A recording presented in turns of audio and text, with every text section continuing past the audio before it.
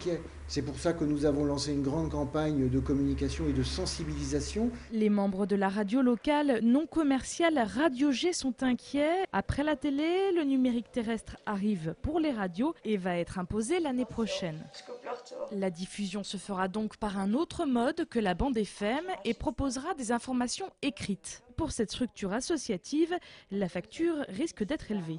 Pour nous, petite radio locale, associative, non commerciale, ça va essentiellement représenter un surcoût important puisque nous allons devoir changer notre mode de diffusion, abandonner la modulation de fréquence pour passer à la diffusion numérique terrestre.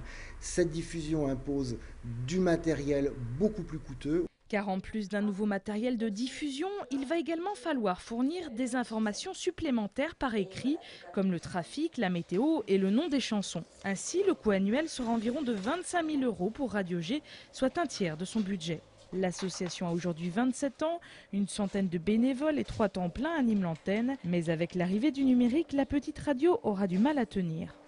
Nous n'avons pas de revenus liés à la diffusion publicitaire, donc nous avons une grosse partie de notre financement qui vient d'un fonds de soutien à l'expression radiophonique qui est mis en place et qui est donné par le ministère de la Culture. Donc si nous ne sommes pas aidés, nous n'allons pas pouvoir passer le cap du numérique. Radio G compte sur des subventions locales pour pouvoir survivre. C'est pourquoi la radio a lancé une vaste campagne de communication. La radio numérique terrestre devrait être mise en place partout en France en automne 2009. Information importante pour les particuliers, il faudra racheter une nouvelle radio pour recevoir ce nouveau mode de diffusion. Mais pas de panique, la transition sera certainement longue. Les auditeurs auront pendant quelques temps le choix entre la bande FM et le numérique.